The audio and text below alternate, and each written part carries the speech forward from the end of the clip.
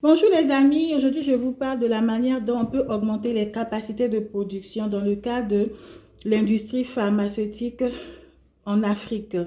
Je vous ai dit qu'on avait des plantes qui avaient un fort potentiel thérapeutique, anti-infectieux, anti-inflammatoire, anti-parasitaire, même anti-cancéreux, comme Argemone mexicana, qui a été étudiée au Mali. C'est la recette d'un praticien d'un village qui a permis d'aller vers la mise à disposition de ce médicament traditionnel amélioré qui s'appelait Soumafura dans les pharmacies du Mali. Donc, il faut aller vers la propriété intellectuelle. C'est la première étape.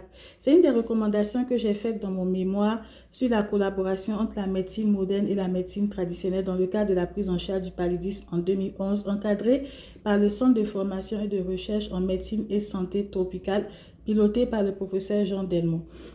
C'est très important de permettre à ces tradis praticiens, c'est-à-dire comme on les appelle maintenant selon l'OMS, les praticiens de médecine traditionnelle, leur permettre d'avoir accès à la propriété intellectuelle pour leurs recettes. Parce qu'on ne peut pas déposer de brevet sur une plante, mais on peut déposer un brevet sur une recette. C'est la première étape vers l'industrialisation.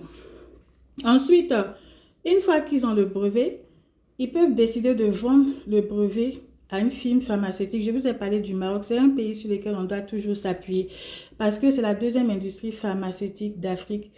Et le marché de l'industrie pharmaceutique au Maroc, c'est 13,7 milliards de dollars.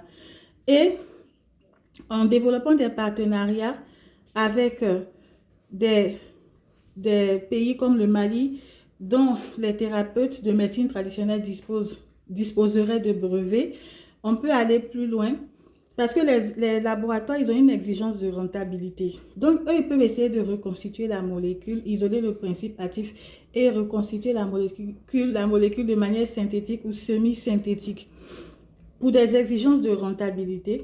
Ou alors, on peut utiliser la plante pour extraire le principe actif et la mettre à disposition sous forme de générique, comme c'est le cas de l'Artemisia annua, dont l'artémiter est un principe semi-synthétique qui a été isolé parce que ça coûte cher de reconstituer totalement de façon synthétique. Et ça serait intéressant pour les laboratoires de partir des plantes pour aboutir à des dérivés semi-synthétiques. Merci.